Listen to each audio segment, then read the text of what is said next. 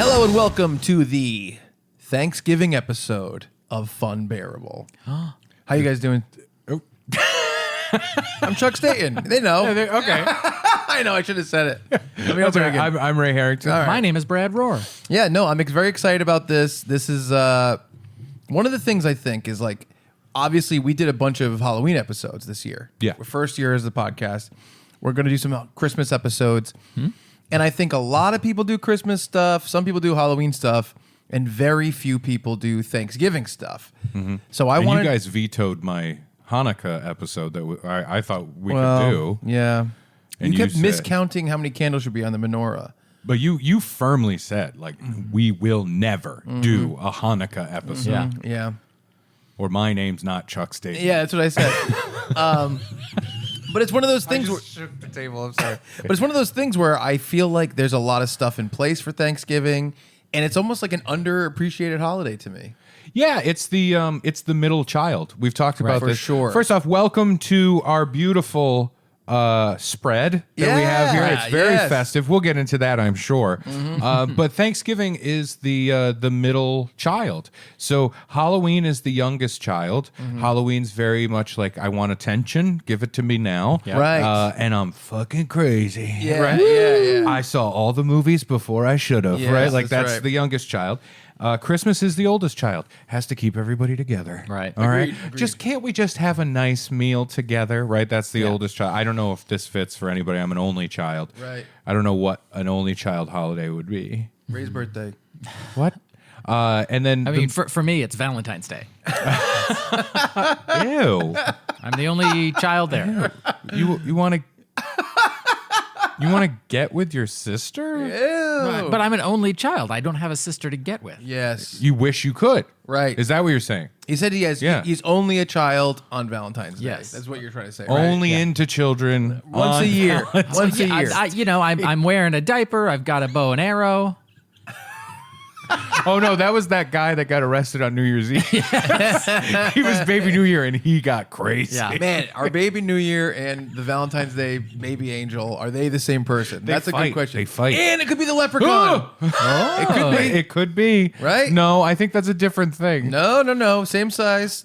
Yeah, but it's like a fully actualized creature. It's makeup is what happens. It's makeup? Yeah, and he's Uncle Sam too, which is really But strange. I think you're missing out on the very obvious part of Baby New Year, which Yeah. is it becomes the old man Right. at the end Yeah. of the year. And then it's an old man. And they never say, because there's the I never old thought man about Baby New Year of and the Old year. Man New Year. How did you not Old think Man Old Year. Yeah. I never thought about but that. But here's what's scary. We never found out like what happens to Old Man Year at the end. We sure just see bright new Baby New Year. And Baby New Year But what about the old man? follows the old man behind the curtain with a gun. Well, I mean, Baby New Year needs sustenance. You love doing Yeah. that. I do love doing that. Yeah. I love a long You love the long one. echoing. They shot him in a canyon. So I did want to say I think they kill Old Man Year. I think he and dies of turn old him age. into a jelly. He dies of old age. and then the child eats him. Yeah. The child eats the jelly. Yeah. You know what it It's is? that old song. That's one of the lost lyrics of Auld Lang Syne. The child eats the jelly now, and he's full of Old Man Year.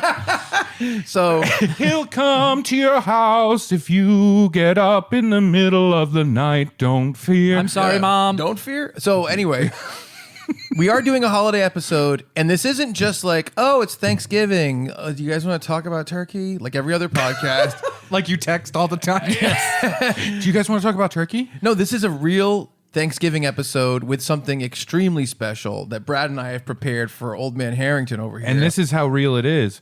We forewent our family Thanksgiving. That's right. This is actually Thanksgiving when we're filming this right yes. now. See, here's what we did. My wife and my son and my extended family, get out of here. And then, you might be wondering, well, this is coming out before Thanksgiving, so how is that possible? Here's how it's possible. Oh, good. Time machine. Ah. Forward in time. We wanted to make sure we really felt Thanksgiving. So Yeah. we're actually in Thanksgiving of 2022. You could have just said it was 2021 and we recorded so far in advance. Yes, we knew what was coming. Come on.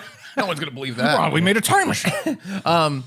But no, we have something to close this episode that I'm extremely happy with, and I can't wait to start this tradition and also to see you react to some of the things that are going to happen. Is it a big check?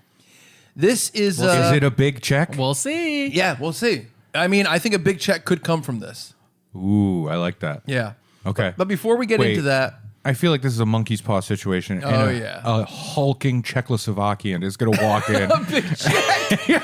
Go, you're dancing with me. So before we get into like the meat of this episode, we were talking yesterday Yeah. about The turkey meat of this episode? with the dark meat of Thanksgiving, about like Thanksgiving movies. Yeah. Yes. See, Thanksgiving movies are fascinating to me because Yes.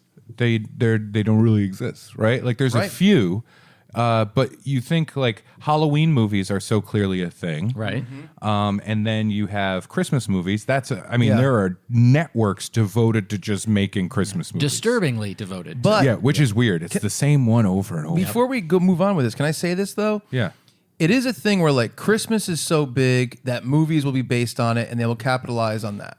Yeah. Halloween is just so closely related to like horror and spooky stuff. Yeah. That I think like, yeah, there are some Halloween movies, but a lot of stuff is like, yeah, the new Freddy, new Nightmare on Elm Street might come out in October because it's a spooky month. But there's not that many Halloween movies. You, Chuck Staton, are saying that after having done a two-part Yes. franchise flashback that was too long with too many put it movies this- called I'll put it this way. Halloween. I'll put it this way. I really believe this is probably between 5 and 10% as many Halloween movies as there are Christmas movies. Well, yeah, that's just because Christmas movies are like Well, factory made at this right. point. Okay, Yeah. so think about this. Christmas movies, then much smaller percentage Halloween movies, then no other holiday movies. What about President's Day? All the President's Men. All right. The movie Hop is an Easter film. Easter. Passion of the Christ. Gary Marshall was going through a few. R.I.P. Gary Marshall. He was going through a few. He had Mother's Day. He had Yeah. There's a another- Valentine's Day. Valentine's Day. There are- Election Day. I think there's a Mother's Day. And then I of said Yeah, course, but Mother's I'm Day, not, I'm yeah. not talking about like there's one movie. no Father's Day. 30 Rock had the joke about Leap year. Dave. Oh, that was the Leap best. Dave. Oh yeah. There's but that. no, I agree with you that. Yeah. But when you were talking about Halloween movies, I think there are a lot of like horror movies that you watch during Halloween, Right. Yeah. but not a lot Halloween. happening in Halloween. Yeah. Although most of the ones I like and gravitate towards happen around Halloween. Like Halloween is a part of Like the what? movie. One of my favorite ones to go back to. It's not even really a horror movie. The Guest is a great movie, and that takes place during Halloween. Interesting. Trick or Treat. Trick or Treat is the best. Is a I wonderful love it. anthology that takes place during Halloween. Nightmare Before Christmas is both. Both, yep. The Halloween movies Right, take sure. place during Halloween. And there's a movie that we watched. I think it's called Haunt. Was that right? Yes. With the people Yeah. that they go to like a haunted house on Halloween. yeah, In a And building. then there's like Hocus Pocus. And Yeah, stuff there's a like couple, That. yeah. So there's a Halloween is handful. Grinch night. Halloween is Grinch night. Yep. Hubie. Hubie Halloween. Yeah. Okay, Hubie all right. Thanksgiving. It's a bunch, but it is like Phoebe. after Christmas. Then there's Yeah. Way Drop Halloween. After that, what do we got? 1 or 2 movies per holiday. Right. Is there any? Yeah. Are there any 4th of July movies that are really 4th of July? There is a movie called 4th of July.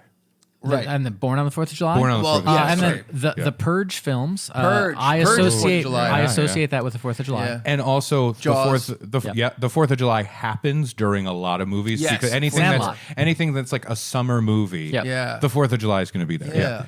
Yeah. So all right, we did it. Yeah, we right? did it. Yeah, We're I done. think the we- holiday. Well, yeah. the reason I bring this up is because I love holidays, and we did an episode of the Chuck and Brad podcast, I think in 2009, 13 years ago, called "The Importance of Being Festive," Yes. and how I believe like there is some sort of like zest to life that comes with finding reasons to celebrate and Okay. finding things like that. Sure. Because a lot of people are like, this is, birthdays are bullshit, anniversaries are bullshit, Valentine's Day, blah, blah, blah, blah, blah. And I'm like, yeah, but are you like fighting for another Tuesday? What are you talking about? What's the better thing? And I think it is fun to get everyone on the same page about something and celebrate it and find the common things. Like when me and Brad, in a couple weeks ago, I was like, let's go, we went to Starbucks to get a drink. And I was like, why don't you let me order you a fall drink? And I got him an apple crisp oat milk macchiato. He loved it. You ordered it for him? Yes. I always order for him. He's got the app. He's getting points. Okay. With the app, yeah. Yeah. All right. But the way you No, said like it, we go it's, there and he goes, oh, and I go like this, and I go, yeah. no. I literally, it's like no. It's a real slap too. I'm gonna have. It's like a date at a restaurant. Like I'm gonna have this, and he's gonna have this. Blah blah blah blah. Yeah. I mean, he's done that too, just as my social anxiety. Yeah. Oh, it is a good power move. Well, and then sometimes yeah. he's like, hey, like, wear this outfit. Sure. Meet me at the restaurant. Yeah. You know. Yeah. Why did you look at that waiter? Harder. Yeah. Harder. Yeah, a lot of that. Too hard. But to bring it back to a safe place, Thank you. Thanksgiving movies. There are not a lot. I think often it is treated like a 4th of July in movies, where Thanksgiving will happen in a movie, Right. but Funny it's not people. about Thanksgiving. Right. And Paul Blart Mall Cop. Yes. Thanksgiving? Thanksgiving That's right, happens that's right, in it. yes. For some reason, right? Sure. But Mallrats, Easter. You have Easter Bunny in it. yeah, absolutely. But it is a strange thing where it's like it. I think it's because Thanksgiving doesn't have enough meat on the bone, if you will, for a movie, right? It's like we're all coming together. Unless you're going to do like a family soft drama, comedy drama kind of thing about the family being together, and you're going to deal with that family stuff, I think most production companies would go, well, then just change it to Christmas so we can make more money. Right. The one movie that is Thanksgiving based that screams just make it Christmas, and they never did, is Trains, Planes, and Automobiles. Trains, Planes, and Automobiles is a Thanksgiving movie. Yes, for sure. Is it planes, trains, and automobiles, or trains, planes, and automobiles? Trains, planes, and automobiles. Trains, Planes, and Automobiles. In my mind, planes is first, but You're also thinking of snakes on a plane. Planes, Trains, and Automobiles. It might be Planes, Trains, and Automobiles. This is the problem. Call John. all right. Call Mr. Hughes. All right. I thought it was automobile. What's that? Oh, never mind. So, But I'm already dialing. Oh, hang up. well, this Hello, this this is Mrs. Hughes. So This is the widow Hughes. there's like a fun pop culture debate that people love to go, is Die Hard a Christmas movie? Is it not a Christmas movie? Whatever. That's boring. Right. When that first debate started happening, Yeah. we did an episode that was it was a commentary track for Die Hard, and we established the rules of what makes a Christmas movie. Right. Because I think a lot of stuff does just happen around a holiday. Sure. Yeah. But But Thanksgiving, you're right. Essentially, what you're talking about is like the stakes are too low for Thanksgiving to be the focal point. Right. Is But that what you're saying? let me finish what I was saying about Planes, Trains, and Automobiles. Okay, yeah. Because it is interesting because I love that movie. Yes. Right. Planes, Trains, or Trains, Planes. I don't know. It's PTA, planes, trains, and automobiles. Let's just. Wow, really? Yeah. Yeah. All right. Fair Wow. enough. Planes, Wow. Trains, and Automobiles. I love P.T. Anderson. Wait, P.T. Barnum. Paul Parent Thomas Teacher Anderson. Association. Ah, PTA. PTA. Public displays of affection. Yes. So I love that movie. I think it's wonderful. Yeah. I love that it was shot in that insane John Hughes way of shooting, where it was just like he had his script that was like 300 pages long, Right. And there was so much so much on the cutting room floor. There's probably I think I heard last year there is like a 3-year cut, 3-hour cut. Wow. Of Planes, Trains, and Automobiles. That'd be amazing. We'll never see it. Right. The film is like lost, Yeah. basically. Yeah, right. Because there was a fire at one of the production houses. But What is this? yeah, where were you? I started. I was following- smoking with gasoline. I started following Lost Media on Reddit, and it's dedicated to recovering stuff like that was destroyed in fires and things like that. Oh, I thought it was like pins and buttons for the TV show Lost. Yes. But ooh, Enamel. it's a polar bear. Not Penny's boat.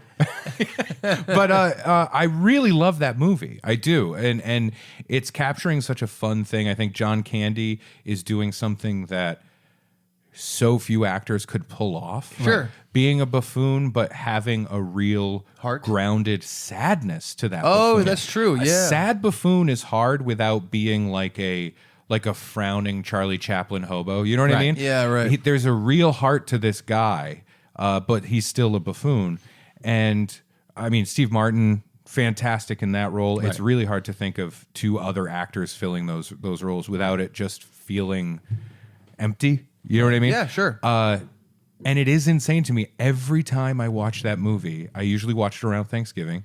every time I'm like, why is this not a Christmas movie? It's so you change what like is- 3 lines and it's a Christmas movie. What is what are they trying to do? I only watched it one time in my life. They're trying to get back home. Well, Steve Martin is trying to get home. Yeah. He's a business guy who's not taking, time with his family, right? Yeah. And John Candy is just kind of out there. He's a traveling salesman, and he claims that he's trying to get home as well at the beginging of the movie. Right. Later Right. on, we find out his wife passed. and Right, I remember he's that. alone. Right. Yes, I remember so that. the movie is that classic road trip kind of movie where Right. it's like, I need to get home by this time. Right. Yeah. And for this, it's I need to get home by Thanksgiving dinner. Otherwise, I think my wife's going to divorce me. yeah. That's kind of the gist there. Yeah. yeah.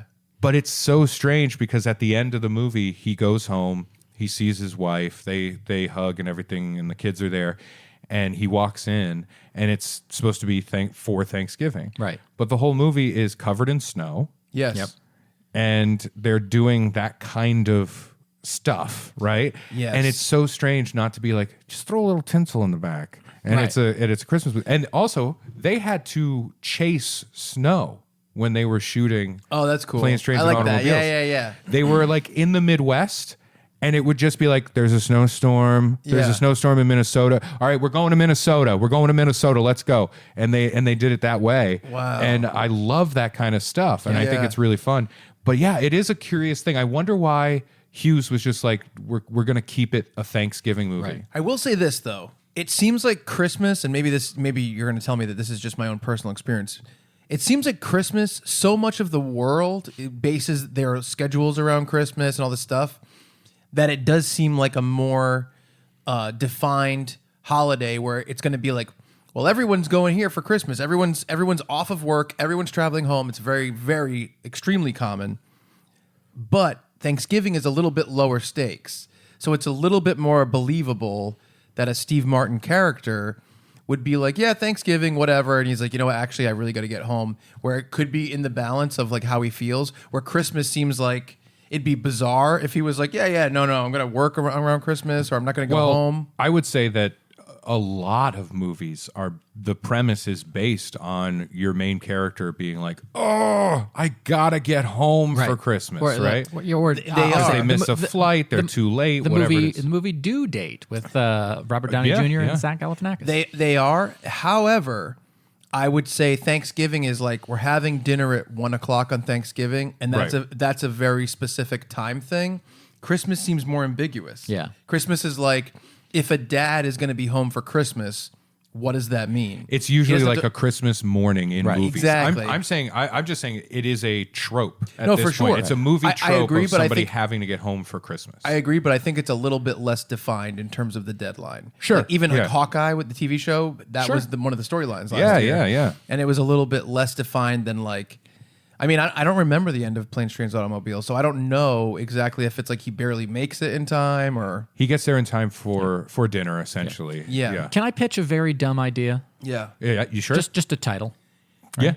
National Lampoon's Canadian Thanksgiving.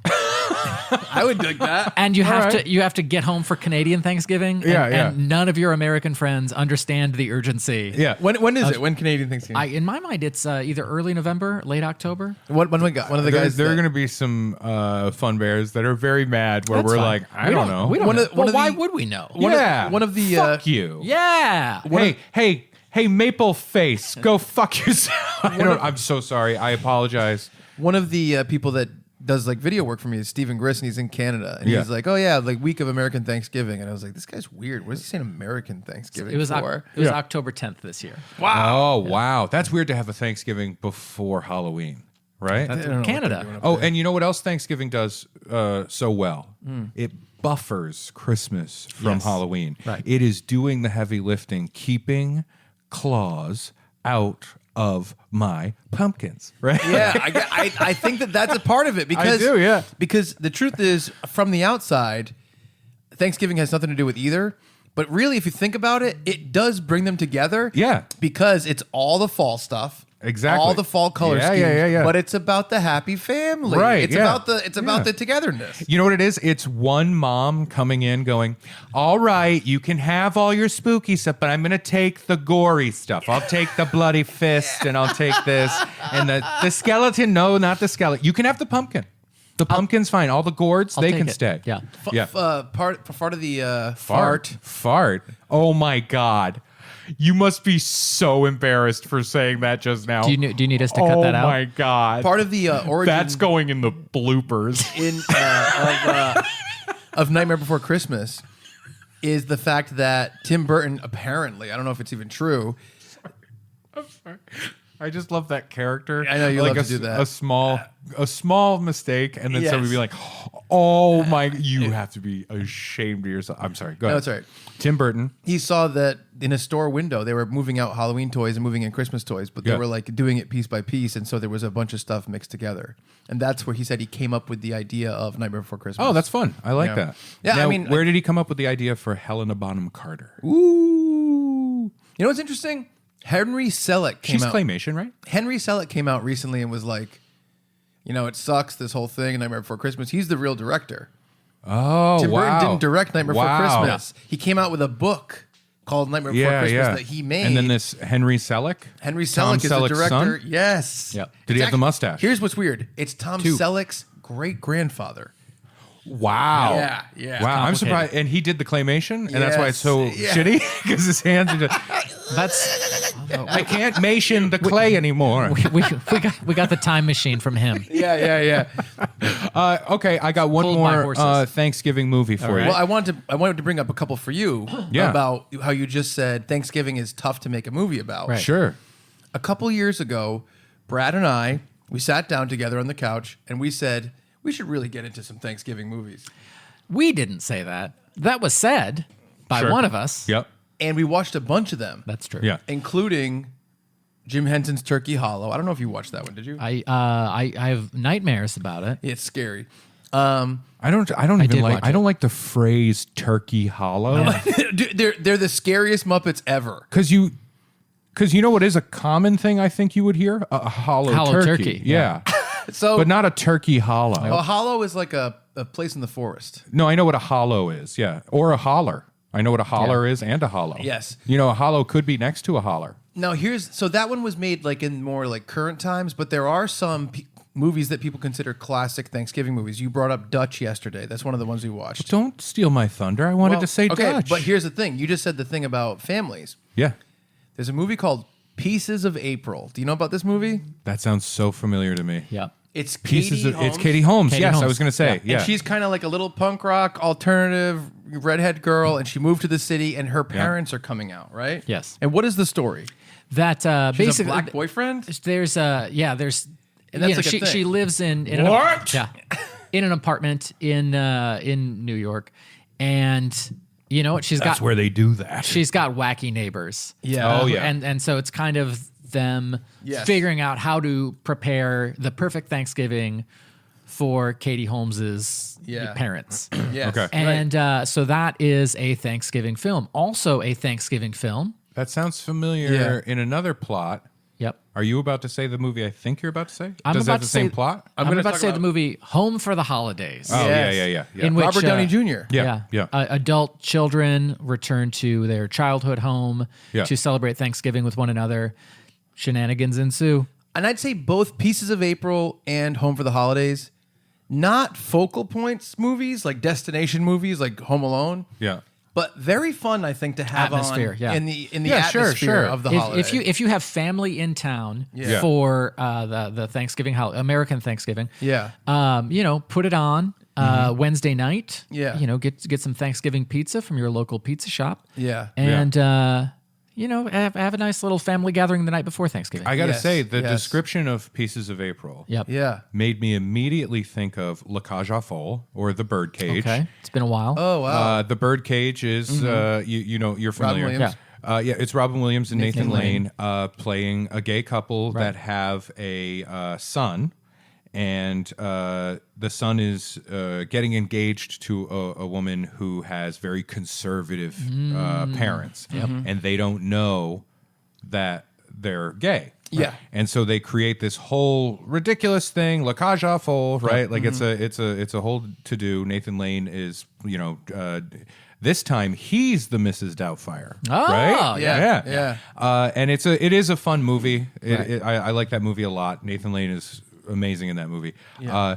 But I'm genuinely like, is that Thanksgiving? I think it might just be a dinner. Right. Yes. But it could have very easily been a Thanksgiving. Right. I think that's what you could do with most any movie that's centered around like they're going to have a dinner. What's interesting though is when you do that, do you make it so that it feels like it's not appropriate at other times of the year? Right. Do you know what I mean? Sure. Like if you're like, hey, do you want to watch, a movie like The Birdcage in like April? Yeah. Are you kind of like, you if it's date the Thanksgiving, thing. you're like, eh. And then the other movie is The Ice Storm. Yep. That's not funny. That's a drama. But Yeah. it's a good movie.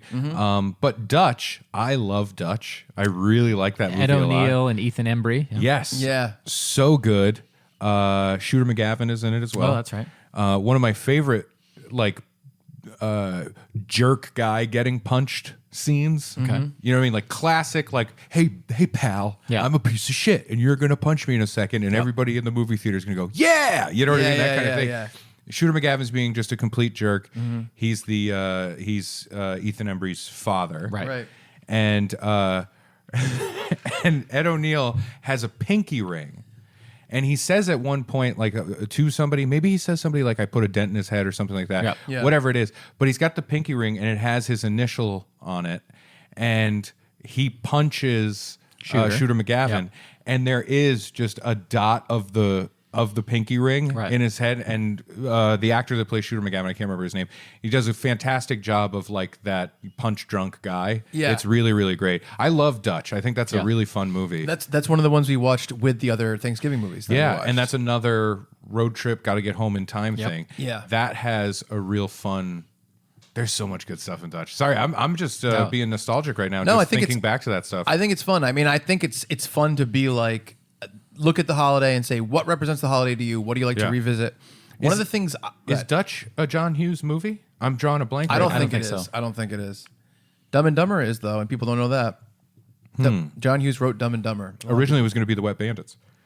Yeah, Can you that's right. imagine Jim Carrey? Can you imagine Dumb and Dumber Yeah, that'd be killer. as the Wet Bandits? I'm thinking of it backwards though. I'm thinking would of be Daniel amazing. Stern and Joe Pesci. That's Oh, good. I want to just see both of them. Yeah. You know what I mean? Oh yeah, both versions. Yeah. You want to see Home Alone with Jim Carrey and Jeff Daniels, and you want to see Dumb and Dumber with Joe Pesci and Daniel Stern. Yeah, I love that. I'm glad that was a well distracted. Writer of Dutch, John Hughes. See, you know Director why? Peter Feynman. It feels Hughes-ish. like a Hughes. It feels Yeah. like a Hughes. I was specifically Hughesian. thinking of the scene of Ed Helms carrying him out of the school, duct taped to a hockey stick. Yeah, And I was like, yeah. that to me screams John Hughes. Yeah, it does. And essentially, Dutch is playing, not Dutch, the kid, Ethan Embry, is essentially playing a shitty Kevin McAllister. Sure, I think that's fair. All right, there's another movie called Dutch. Let me read you the plot summary. Oh, no. This one came Is out it in about 2021. the Dutch? Yeah. For Dutch. There was a dike and I stuck my finger in it, and look at my shoes, they're made of wood.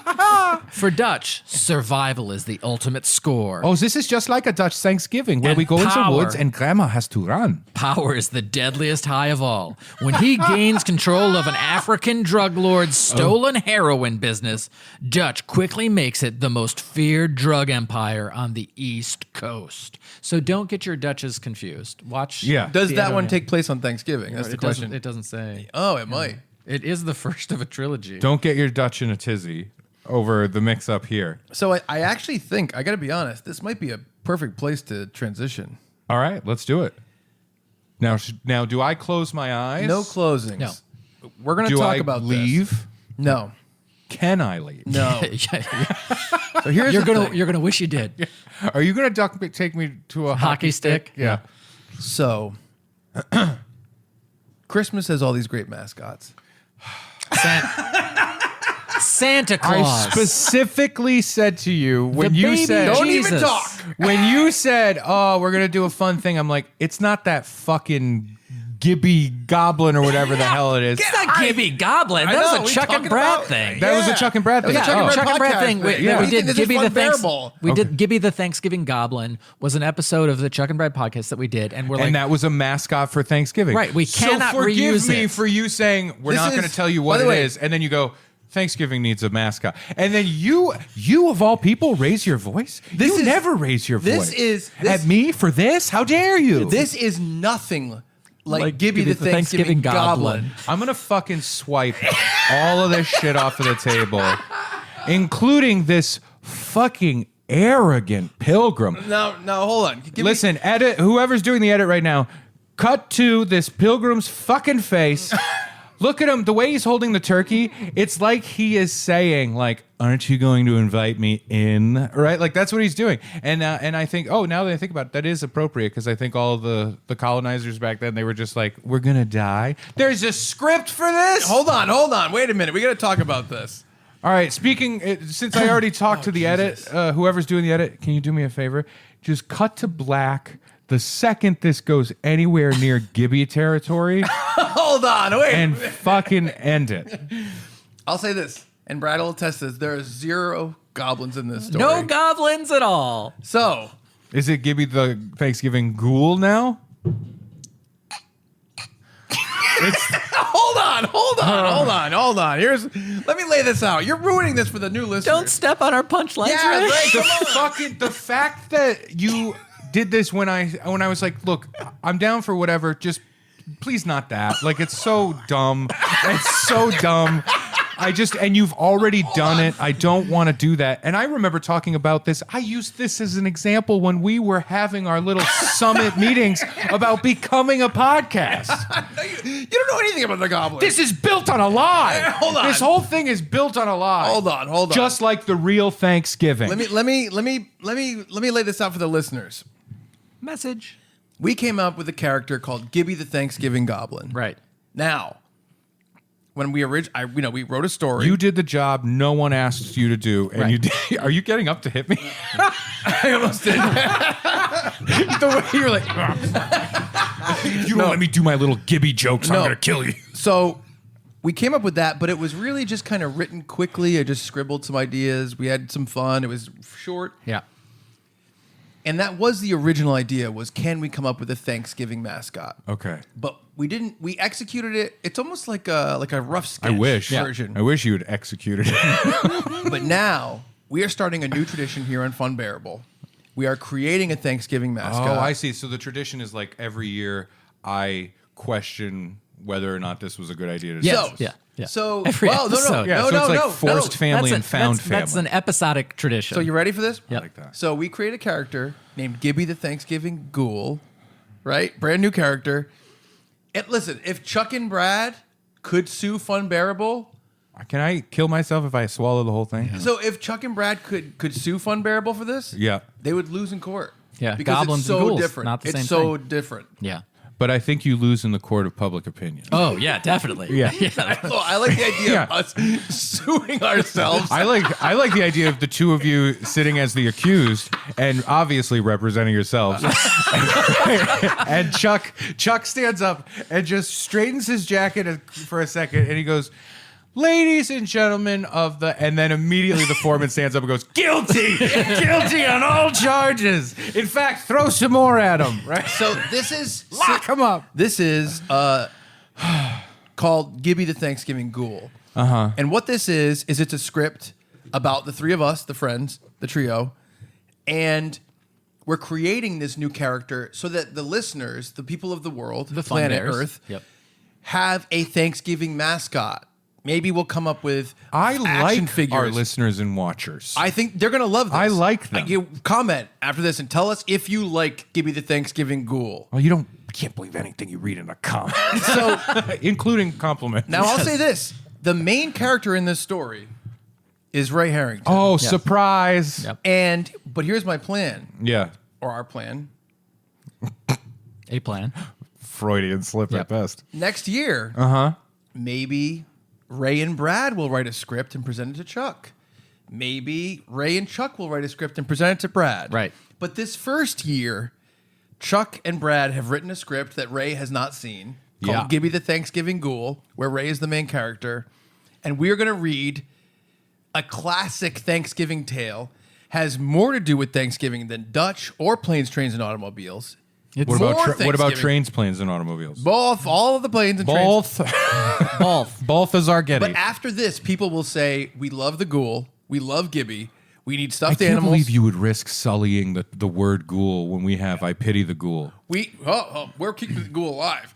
We're gonna have baby teas of Gibby. Are you gonna throw up right now? We're gonna say shirts. I was gonna say shirts, and then I was pulling here. That's why I said baby teas. You know Grogu from the Mandalorian series? Grogu? Yeah. Every year, Gibby is gonna leave Grogu in the dust. every year when October 1st is approaching, the Funbears are gonna be fucking rubbing their vaginas and penises in anticipation of our Halloween, Thanksgiving, Could have said giblets. Thanksgiving, Halloween, and Christmas offerings. Yeah. I didn't want Thanksgiving to be dead. We're creating the very first Thanksgiving mascot. There is no Thanksgiving mascot. And we have the first one in these pages. Okay, all right. The fact that you're doing the thing that you were like, you said to me like, oh no, we'll never do that. And you're like, this time we're also going to make you the main character so we can ridicule you in print. Can I ask you a question? While you have to suffer through And Gibby. this is real. We're breaking the bit a little bit. Okay. Did we talk about not doing this? I don't know. I don't remember we talked that. about a lot You of and things. I specifically talked on the phone about it. Yeah. Like recently. When we were starting the podcast. I know. I'm not even I kidding. meant like last week. No, not last week. I don't remember this. All right. But what do you dislike about the goblin? I don't like the whole like ism of it. You know what I mean? No. I don't believe in Gibby the Goblin. Well, good. Yeah. Forget about the gob. Yeah. We got the ghoul. All right. The Gabagool? No, don't read ahead. Don't read ahead. No, I wouldn't dream of it. It's, Also, Brad printed this, and he chose to do it on both sides. Double-sided? I I never would have chose that. I was using Staton's landscaping resources, and I care about local businesses.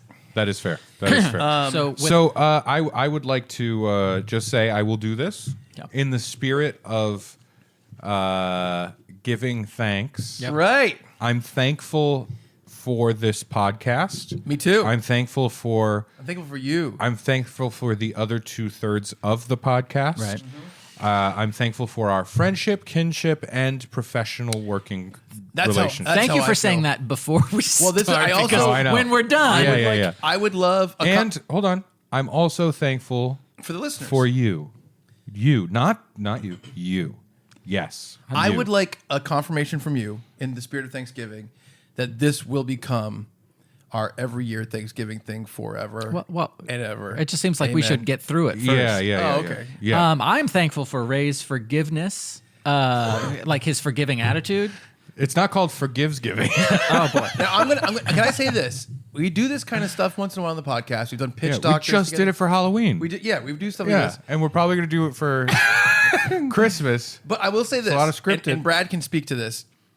I think that the ideas here and how we did it, it's like suspiciously high quality. It surprised me. Okay. Yeah. Did you have a ghostwriter?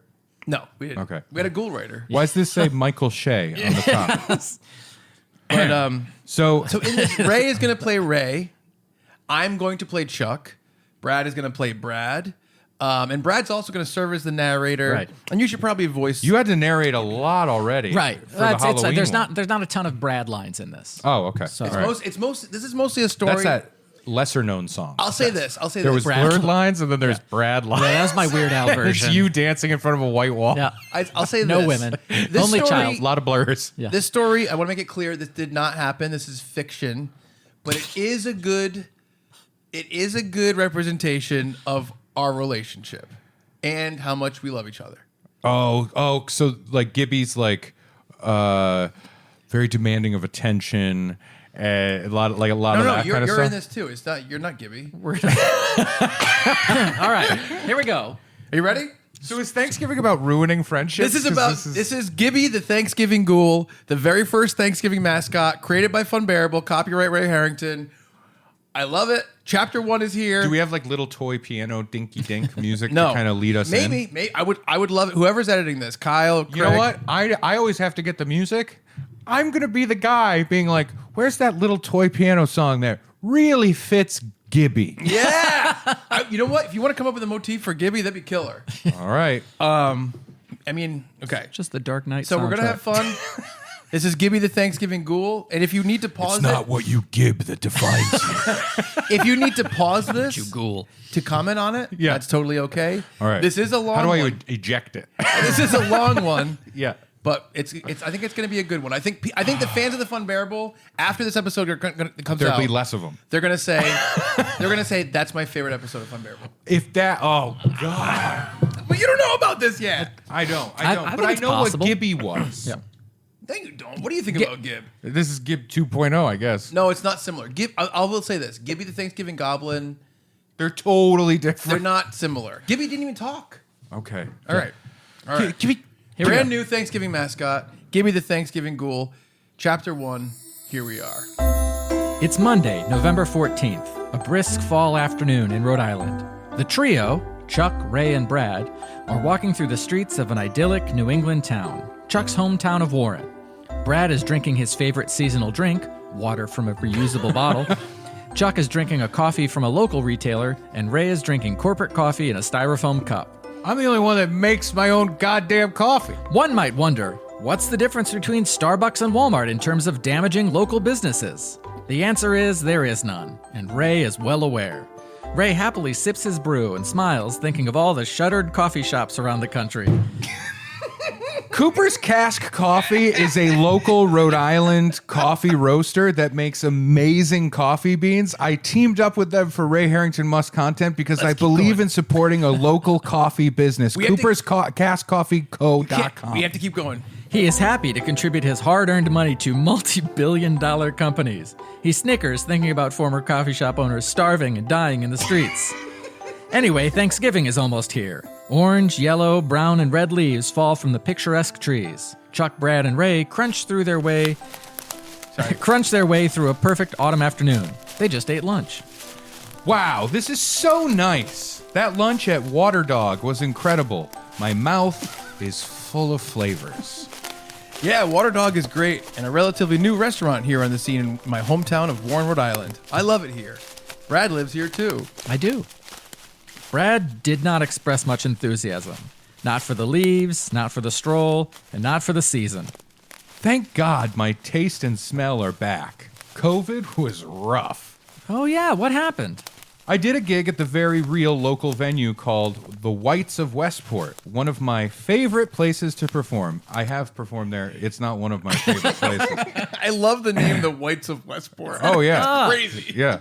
I have a stand-up bit, or not bit, but like a little riffy moment that happened. That's going to come out on social media about The Whites of Westport. Perfect. Good.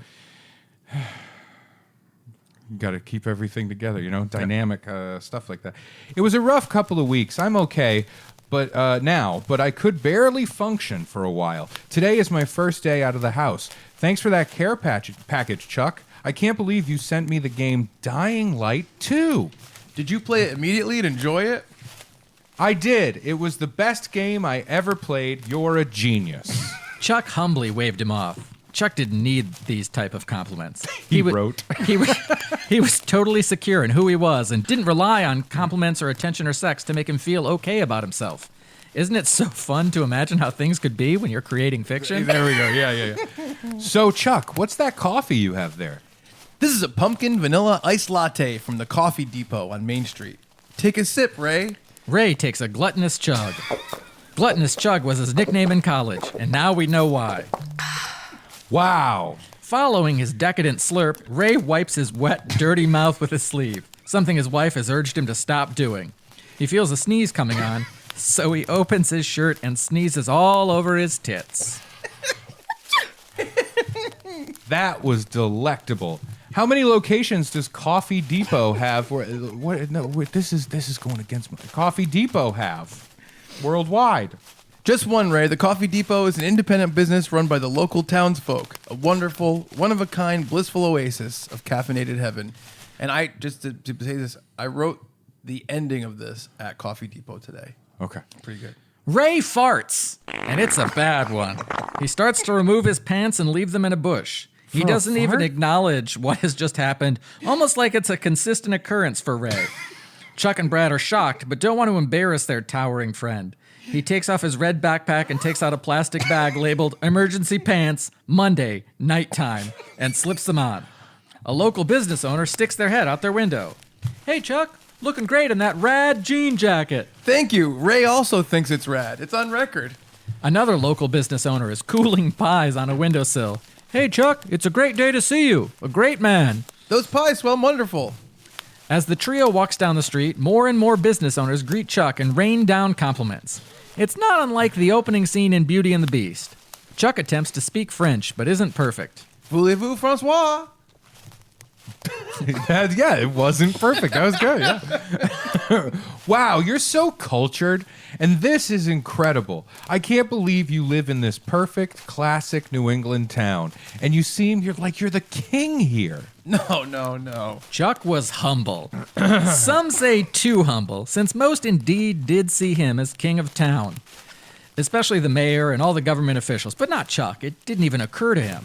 Chuck continued down the street with his scepter and ruby-encrusted crown. I'm just a regular guy, Ray, like you. I simply appreciate where I live and see all the wonderful things around me. We have a beautiful community here. Plus, it doesn't hurt that I write for Providence Monthly and the Bay Magazine. What does that have to do with anything? Oh, Ray, the Bay Magazine is the top culture magazine in this area of Rhode Island. Chuck reviews all the new restaurants here. After doing the Chuck and Brad podcast, he was asked to write for Motif Magazine, then Providence Monthly, and now the Bay. You've heard of failing upward, right, Ray? Hey, that's my favorite kind of failing. Yeah, I get to review the restaurants, and it really connects me to the community. I just appreciate good people, good food, and being merry. Ray, This is like a resume meets creative writing. Wait. Ray looks hurt. Wow. I wish I could do something cool like that. You can do anything you put your mind to, Ray. Ray concentrates hard, then pulls out his waistband and looks down the front of his pants. He frowns, then sighs. Nope, just more poops. I'm so excited that Thanksgiving is coming up. Did you know that this was once all native land, Ray? And even though they didn't always get along, the Native Americans and the Pilgrims from England put aside their differences to come together for a magical Thanksgiving feast. Ray rolled his eyes. Yeah, I knew that. I went to grade school. Wow. That was great delivery, Ray. You know, Ray, the Bay could use a smarty like you on the staff. I can put in a good word with my editor and get you a gig. Maybe you could become a food journalist in New England as well. Sure, I might lose some of my writing gigs to you, but I'm happy to provide for you and help you achieve your goals, even if I have to sacrifice a little for a friend. Brad smiled at Chuck. Chuck was so thankful and giving. He loved to give thanks, and he loved to thank people for gifts. Just thanking and giving, giving and thanking over and over. Chuck really understood the meaning of the season. Let me call my editor. Hello? Mrs. Massasoit? Can we hire my friend Ray as a new writer for the Bay? Interesting question. I'm not sure. Let me check. Chuck whispers to Brad. Harrington. Oh, okay. Ray Harrington. Great. Thanks. You're in, baby! Wow, that's great. Ray leapt in the air with joy. He jumped as hard and as high as he could. It was as high as he ever jumped in his entire life. So high, actually, that his feet almost completely left the ground. Brad smiled upon the two friends. He thought about how delightful it was to see two separate types of peoples come together. Ray was excited for his first assignment. He jumped in his Ford Nina and drove home. The crisp autumn air slowly grew cold as day turned to night. The turkeys in the distance howled. The turkeys in the trees chirped. And the turkeys in the walls ate their cheese and squealed as they got caught in turkey traps. Morning broke, and Ray immediately grabbed his phone. He had his wife Kalina unlock it with her secret passcode, because if she doesn't lock it, Ray will go on the dark web and order hookers and cocaine. Ray took the phone back. He quickly ordered a hooker and some cocaine, and then immediately checked his email. Wow, my first writing gig. Ray was sent to a new restaurant called Holland. It was right off Main Street in Warren. He went that night and ate a meal fit for a king, but fed to a Ray. Ray reveled in the spoils. Ray came to Chuck's house for help with the article. He parked his Ford Pinta in the driveway. Wow, Chuck, writing this article is a little daunting. Can you help me? Any advice? Sure, Ray. First note I have. You're holding your crayon upside down. I knew that. It was on purpose. That's how I always hold them. They work better that way. Ray slapped the entire box of crayons off the desk in a fit of rage. Then he set his own trapper keeper on fire. Chuck knew he was in for a long night, but he was happy to help out a fellow human being. Hours passed. We hear the hooting of a wise old turkey in a nearby tree. Several turkeys steal some discarded pizza from some toppled trash cans as they hiss at each other. A turkey flies by the moon. Ray was nearing the end of his article. In conclusion, I like to munch and bite. The end. Wow, Chuck, we did it. No, you did it, Ray. You wrote your first article. I just helped a little. This is so demeaning. This is so demeaning. And we did the one for Brad, but like this feels more demeaning. I don't think it is. By the way, you haven't even gotten to this. All right. I wrote the joke where he didn't know your last name, and I was like, "This is a good joke." That is a good joke. I like it. I think that's my contribution so far. Chuck and Ray walked to the door. Ray turned towards Chuck. You know, Chuck, when I started this journey, I knew it would be fruitful. Coming to a new land, the land of journalism, is a long, hard sea of difficult ups and downs, as well as unforeseen obstacles. But now that I'm in this new land of journalism, it's so fortuitous to have a native guide who already thrives in this land of journalism. And the fact that you are welcoming me to your land of journalism really shows the type of person you are. Without a native guide like you in this new land of journalism, who knows? I might have starved or died from tuberculosis. That would have been like hundreds of years later. I figuratively, of course. I know exactly what you mean. Just because I was already in this land doesn't mean I can't welcome new peoples to share my land. I'm happy to help you, Ray. If this is historically accurate, I think I'm gonna hurt you. Oh, and Chuck, one last thing. I want to credit you in the article as helping me. I know your name is Chuck Staton, but what's your full name? Everyone knows that a true journalist can't be credited without his middle name. Squanto. Chuck Squanto Staton. Rolls off the tongue. Ray and Chuck left each other, tired and hungry after so many ham-fisted metaphors. Chuck heated up some maize for dinner as Ray went home and crunched on hardtack. A few days later, Ray's article came out. Now, Chuck may have helped with the article, but Ray came up with the title all on his own. New food place is tasty. Over the next few days, Ray was shocked at how much acclaim he was getting for his first ever journalistic endeavor. Ray called Brad enthusiastically that Wednesday morning. Brad, are you listening to me? 7 likes and 3 comments.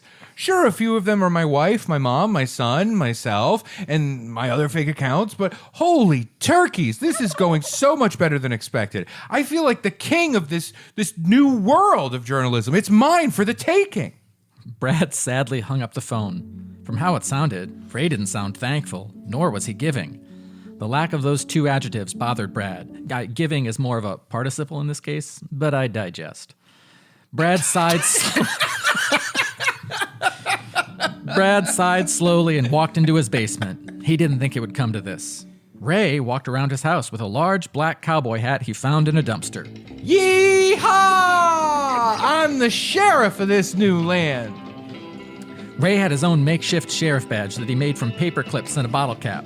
His lips and cheeks were covered in SpaghettiO sauce, and he smiled his signature captivating toothy grin, proud of his new article. Ray's head was larger than most. It was roughly the shape of a deflated beach ball. The cowboy hat only fit Ray because he had forced it on, which had caused it to tear, and the tear was getting worse. Ray grabbed one of those weird mop handles with a stuffed animal head on it, slapped his own ass, and jumped around his living room. The house shook uncontrollably. Turkeys around the neighborhood cowered in fear. At some point, Ray's violent head shaking and bouncing caused his black cowboy hat to tear in half completely, and it fell to the ground. Ray picked it up. So you just do like a lazy fat joke? Nope. No fat joke. The house shook That's not because about I was that. jumping around? It would shake if we hadn't jumped around. All right. Oh, piss. He looked at the 2 halves of his hat and wondered what to do. Suddenly, an idea struck him. Ray quickly ripped off his belt and tied it around the black hat. His belt buckle fit nicely, front and center. He popped that baby back on his coconut and started hopping and bopping again, celebrating his win and frightening his family. Back in Warren, Chuck was making a new coat rack out of a buffalo jawbone. And that's the last part. Phew, nothing wasted. Chuck's phone beeped and squeaked. He had fashioned it out of a buffalo penis. Chuck touched the phone gently to his lips. Hello? Yes, this is Chuck Staton. Wow. Really? Why, yes, I'd love to. I have to make sure I'm not filming that day in New York with my celebrity friends. It could be any of them. Mark Norman, Joe List, Kevin Smith, Mike Birbiglia, Drew Barrymore, Quinn from Practical Jokers. I'll have to check with all of them to make sure I can do it. But I have a request. If I can't review this new restaurant, can my friend Ray Harrington be my understudy? I know he's new and there's no such thing as an understudy for journalists, but I'd like to help him in this new world. The new world of writing. It's a metaphor. Chuck hung up his phone and connected to his Bluetooth headset, which he had made out of buffalo testicles. He tenderly cupped them into his ears and called Ray. Hello, Ray Harrington, king of the new land.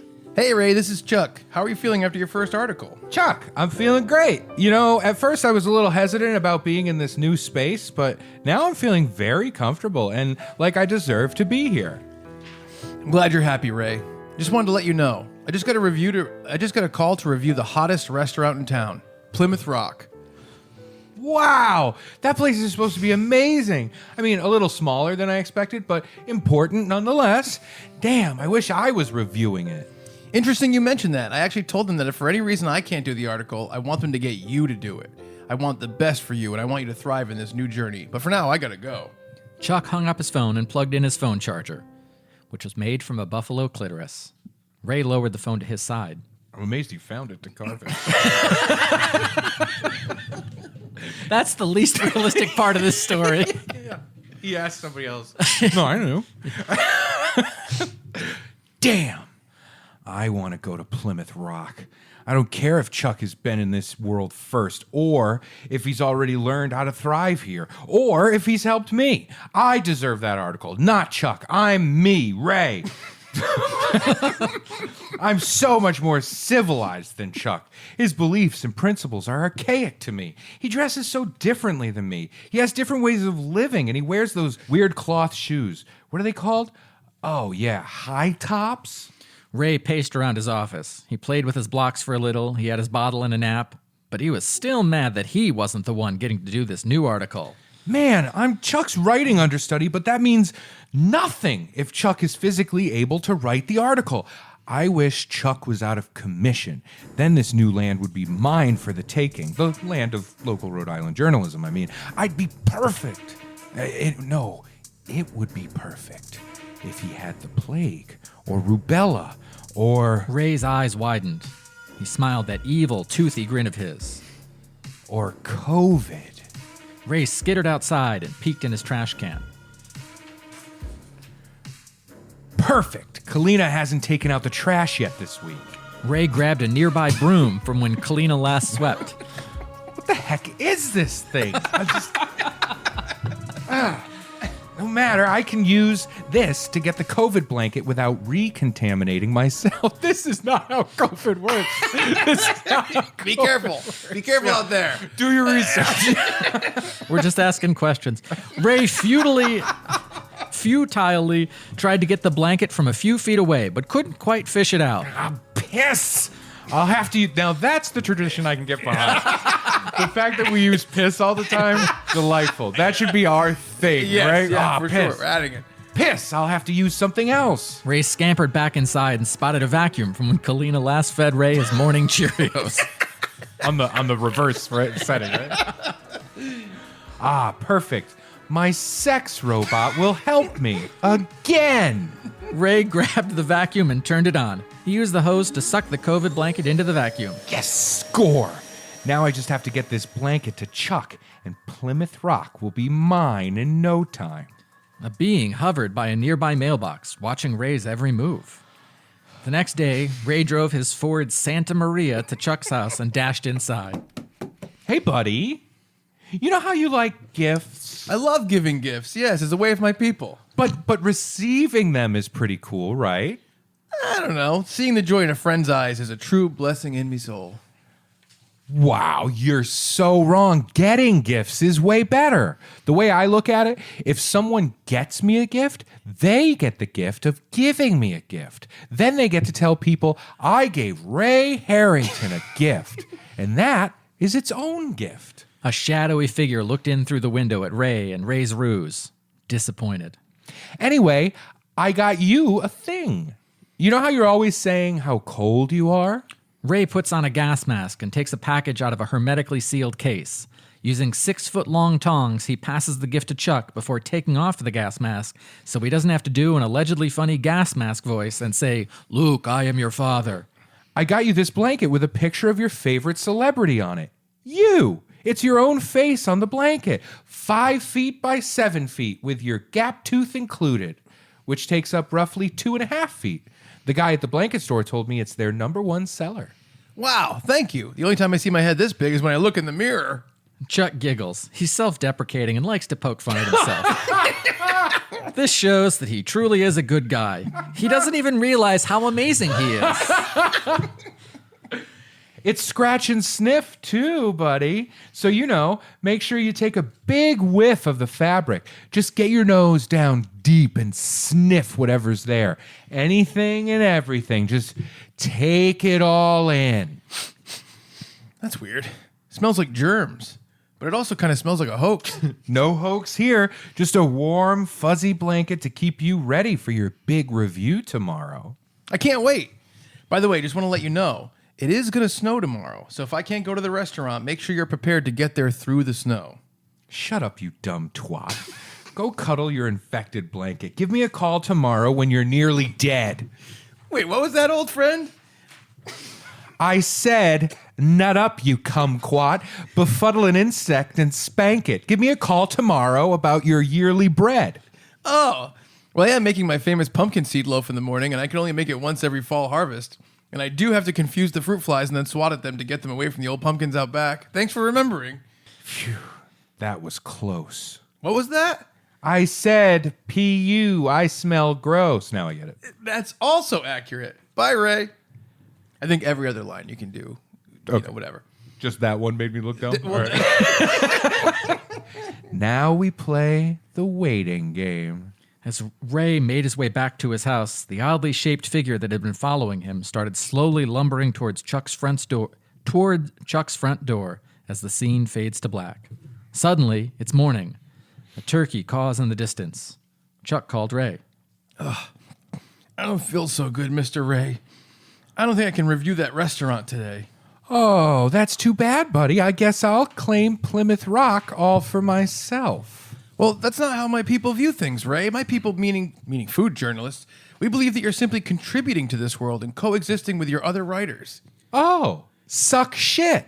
Ray hung up the phone, gave a few spins to his speak and spell. The turkey, as always, said moo. Then Ray jumped in his Chevy Mayflower to start his trek to Plymouth Rock. Ray didn't notice that someone, or something, was laying down in the back. Ray didn't notice the gravy spilling out from under his front seat. Ray didn't notice that was cranberry sauce streaked on the outside of his vehicle.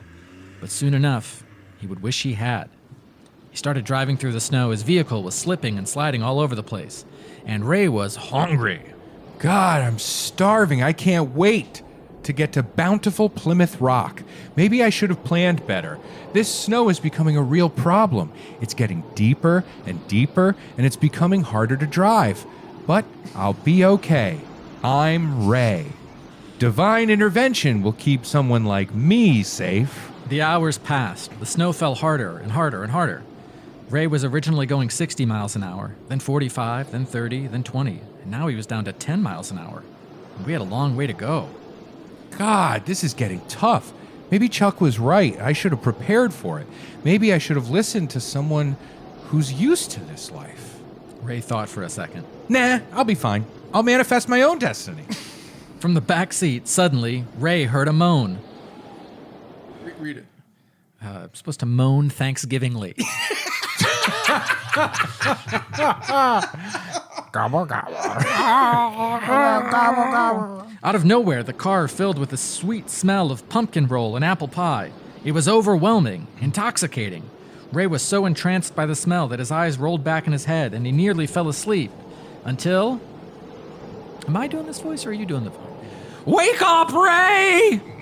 It says not in a a ghoulish- ghoulish Oh, sorry. voice. Wake up, Ray. Is that better? Well, you're establishing the voice that you're going to have to consistently do. So I would keep that in mind. Right. Well, I didn't. I was like, oh, I'll talk with Chuck about this ghoulish Yeah. voice. Ghouls don't yell. All right. Wake up, Ray. Sure. All right. English. Whoa! What the hell? Who are you? My name is Gibby. Gibby the Thanksgiving Ghoul. Gibby was a ghoul through and through. Since a ghoul is technically a catch-all for other monsters, Gibby had an element of each of those monsters. The claws of a wolfman, the hat of a witch, the neck bolts of a Frankenstein, the white wraps of a mummy wrapped around his body, the pointy ears and haircut of a Dracula, and most obviously, the decomposing body of a zombie. His eyes were sunken in, his nose was that of a rotting corpse. But Gibby the Ghoul wasn't to be pitied. Nor was Gibby here to frighten or terrorize. No, Gibby was a Thanksgiving Ghoul. To off-put his dark demeanor, Gibby was dressed in a turkey costume. A ratty, smelly, dirty turkey costume with a thin layer of brown feathers. It was obviously something that had never washed or even been taken off. Gibby had one single large yellow tooth right in the middle of his sinister smile, looking like a single cooked corn niblet. He smelled like a combination of decadent pumpkin spice and deplorable haunting death. Gibby's suit was open in the front, revealing his mummy-wrapped body all the way down to his crotch. There was a tuft sticking out where the zipper met his waistband. But the tuft was not of pubic hair, just stuffing on top of stuffing on top of stuffing, spilling out the top of Gibby's pants. Gibby sat there proudly, obviously waiting for Ray's warm welcome. Hi, I'm Ray Harrington. I was on Conan. Ray, I'm here because you have a lot to learn about the true meaning of friendship. That's I'm changing the voice. read what you described this thing as. Yep. And then do that voice. I already committed to the voice. I can't do the voice. It's somebody like falling apart. Think of this like the whole body like zombie-ish. falling. Yeah, Right. yeah. I can't do But it. like a mess who's like somebody helpful. Like, Like the Pet Cemetery. I'm here because you have to learn about I'm the here true because meaning you- of friendship. Imagine Yeah. they're drunk. Yeah. Ray, I'm here because you have a lot. Yeah, that's great. I'm losing it.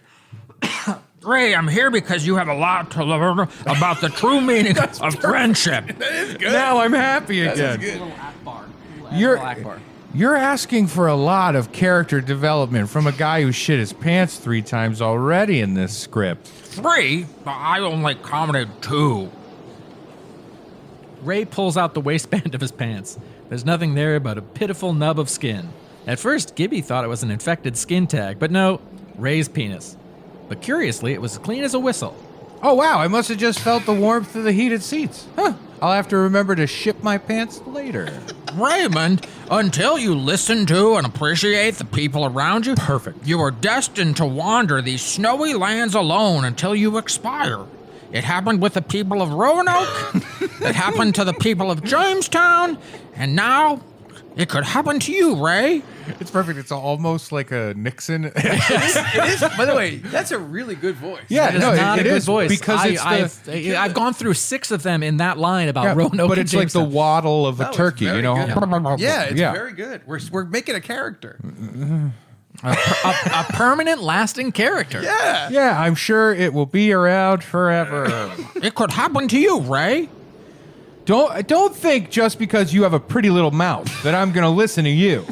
Okay? I took this writing job because I wanted to practice journalistic freedom. I'm going to complete my pilgrimage to Plymouth Rock, and I'm going to eat a cornucopia of food and then write a cornucopia of words about the whole cornucopiaing experience. And there's nothing you can do about it. And then, I'm going to purchase Louisiana. He was off by like 180 years, but I once again digest. Fine. Continue on your journey. That's good. So Ray did. He drove about 10 more feet. Then his car slid off the road and down an embankment, continually rolling and killing several turkeys on the way down. Ray is upside down. Aw, piss. By the way, I am selling what I'm doing saying. Great. You're doing All right. great. Yeah. Ray got out of the car and blundered into the snow. With each step he took, the cold felt colder and the snow felt snowier. The wind chilled him straight through to his bones. He shit his pants to stay warm. Stupid ghoul. Thinks I don't know the true meaning of friendship. That ghoul doesn't know shit about dick. Friends are there to help you get what you want, and then you stab them in the back to get even more. What else is there to know? After what seemed like hours, Ray realized he was barely making progress in the deep, deep snow. He looked back at the car to see how far he'd gone. Gibby waved back at him from the windshield, a mere 7 feet away. Ray rolled his eyes and returned to the car to get some shelter from the elements. Damn it. What the hell am I gonna do? They might fire me if I don't get there. Maybe you need to understand what you have and appreciate those who helped you out. I'm just gonna add that. What? Roll down the window, I can't hear you. What? All right, so, listen, ghoul, I don't need your attitude. I don't need you. I've made it this far on my own. I didn't need help from anyone. Ray was in a full-on tantrum now, the same way he gets when someone praises Jurassic World or says a female comedian is funny. Tears and snot streaming down his face, beating his fists against the steering wheel, squealing, oinking, and clicking his hooves like a turkey in shit. Didn't need anyone? No, not anyone. Just... Ray thought about it, about all the good Chuck had done for him. It was Chuck who bought him Dying Light, too. It was Chuck that connected him to the magazines. It was Chuck that helped with the article. Pulling back the curtain, it was Chuck that wrote all of his jokes for Ray's appearance on Conan and came up with the entire Ray Harrington persona. It was Chuck. Chuck all along. Everything good about Ray's life was Chuck. And so just to be clear, that's not how Chuck feels. Chuck didn't think of things that way. Chuck liked to spread the accolades around and credit those who deserve it. Chuck liked to help his friends without ever even remembering that it was his brilliant mind that was responsible for any and all success of those around him. Ray finally saw the truth of how he'd acted. He hadn't appreciated Chuck and even gave Chuck a viral disease in order to steal his work. Ray was ashamed for the first time in his life. Gibby saw Ray's face. Gibby knew what Ray was finally learning. Oh no, Gibby. What have I done? And what can I do? The true meaning of life is appreciation for those around you, for those who care about you, for those that you bond with. Your friends and family are all you have. The people you laugh with, the people who share your troubles, friends are to be loved and to be shared with. Ray hung his head in shame. The belt buckle fell off his black hat onto the floor. Gibby smiled. Ray, I think you've learned. Gibby smashed through the windshield and started shuffling in front of the car. Now that Gibby was standing, Ray could see that Gibby's genitals were collected in a healthy lump in front of his pants. Was it a curled, sweaty, stinking penis? Could it have been a large, flowering, overflowing, meaty ball of labia? Oh my God. It could be either. It could be both. But Ray couldn't tell. As Gibby's genital bulge... Yes. As Gibby's genital bulge dragged and scraped along the ground behind him, a thick ooze of gravy. Yeah, a thick ooze of gravy was left in its wake, not unlike a snail. Ray didn't realize what Gibby was doing until he saw Gibby's giblet gravy melting the snow. Gibby was clearing a path. There were little lumps in the gravy made of garlic and pieces of turkey skin for Ray's tires to get traction. Gibby pulled a 20-foot cheddar baguette out from his turkey suit. He threw one end to Ray. Ray promptly chomped down on it and held tight with his teeth. Gibby turned back towards the snowy road and started moving forward. Slowly but surely, Gibby pulled Ray in his car all the way to Plymouth Rock, the very conveniently named restaurant. Ray stepped out of his car and turned to Gibby. We made it! I can't believe it! But I feel so guilty. I took this from Chuck, and now he's sick at home with COVID. I feel like a straight-up grade A POS. Why don't you go inside, Ray? That was just Nixon. Why don't you go inside, Ray? Ray was curious at Gibby's response. He slowly walked through the door, only to see his wife, his son, his entire family, and all his friends, including a healthy Chuck Staton. What? How? Ray, I need to apologize. Gibby showed up at my door last night and warned me about the COVID blanket. I knew your plan, and I pretended to be sick this morning when I called you. I'm sorry. But why did you do that? Well, Gibby and I had a long talk, and Gibby thought this might be the only way for you to learn the true meaning of Thanksgiving. Chuck gestured to the table. It was a 15-foot Viking table filled with beautiful Thanksgiving turkey, bowls of gravy, oceans of mashed potatoes, yams, several types of stuffing, all the fixins. And Ray was fixin' to come clean. Oh my gosh. Is today Thanksgiving? Gibby smiled warmly at Ray. I was so wrapped up in my own ego that I didn't realize it. Chuck, your apology is accepted. But Chuck, I need to apologize to you. I'm so sorry I tried to get you sick with COVID blankets. I thought I'd be better off in this new land of journalism. I barged in and took over like I always do. But we're better together.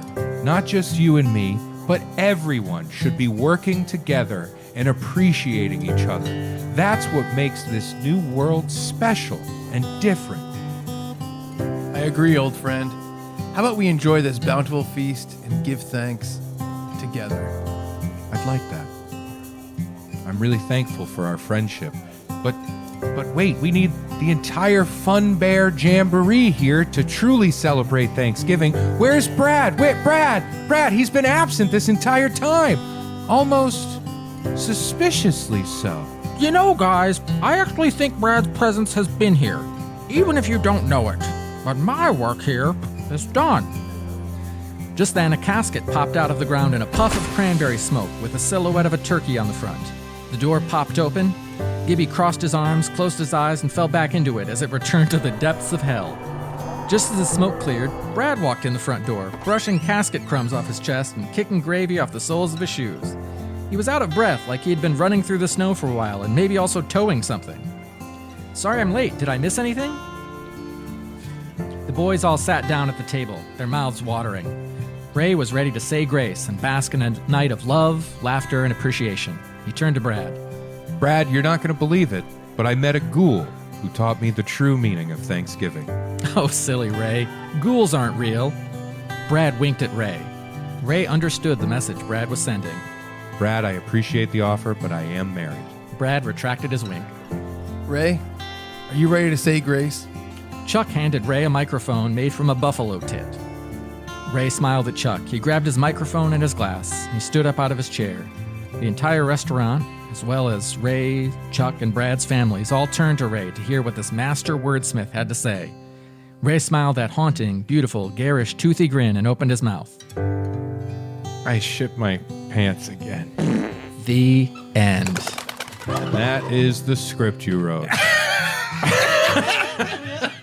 There's metaphor, Certainly there's the mystery, script you wrote. social commentary. Yeah. What'd you think? I feel bad about myself. I feel really bad about Well, I'll say myself, this. and I worry that some things that you guys know are jokey exaggerations that people won't know what's Okay, real and fake. I'll come clean. Ray does not shit his pants that much. Oh, gee, thank you. Is this how you felt for Halloween, Brad? Somewhat, yeah. Yeah. I seem to remember, like, specifically writing jokes that knocked both Chuck and myself in that script. But this was fun, and it was enjoyable, and I really liked it. And I feel empty like a turkey. I think it's so like a hollow turkey. Yeah. I just find it so interesting that the Brad character was gone for so much of the script. Yeah. No, I didn't even notice. That's weird. Yeah. That is strange. But yeah, we I don't know if you noticed, we worked in some historical things. Yep. Did you notice that? I did notice that. Although I do want to point out, I don't think anybody had tuberculosis at the first Thanksgiving. Well, that was like the 1800s. Here was what steamed my hams. So Chuck had the notes of, at the top of the script of like, oh, this thing, I can work in this joke, COVID blanket, whatever. And he had the Nina, the Pinta, and the Santa Maria. Yeah, and I was livid. Yeah, it's Columbus. Livid. Yeah. And then, so we're going through, and he had done that. To the Mayflower with the Chevy Mayflower. Yeah. So he's like, oh, what's another brand of car? And I'm like, the Chevy, or Chevy. And he's like, okay. And I'm like, oh, that can be a Chevy Mayflower. And he's like, oh, was that the name of the ship? And I'm like, you grew up here. I like my joke about Plymouth Rock. Yep. Smaller than expected. Smaller Yeah, than that was expected, great. but still important. And it is funny when you think of Plymouth Rock because we live around here. We know Massachusetts is just up there. Yes, and you can go the second floor of Chuck's house. Yeah, you can go to Plymouth Rock, but it really is just like a gated in. Yes, like a wooden thing around a rock with a date stamped in it, and it's like, oh, this is meaningless. Like it's just a rock. Yeah, when I was a kid, I thought it was like Pride Rock, like in Lion King. Sure, yeah. But there's Plymouth Rock. But I like the idea of them stepping off of the Mayflower onto the Plymouth Rock, right? Yeah, I know. And then somebody going, remember that rock. Remember that rock. That's going to be important. What's interesting about Plymouth Rock in real life, and this is not super like funny, it's so far inward on land. Yeah. How is it the first thing? Well, doesn't make any sense. We don't know what the water levels were then. You think the water levels were higher or lower? Oh, I don't think that rock is actually anything to do with shit. I think that rock was just chilling out, and then one day was like, "Why are they building a fence around me?" Yeah, and then like, "Ow, ow!" They carved a date in me. So I don't know if you noticed, but my middle name in this was Squanto. Yep. That was symbolic. Yep.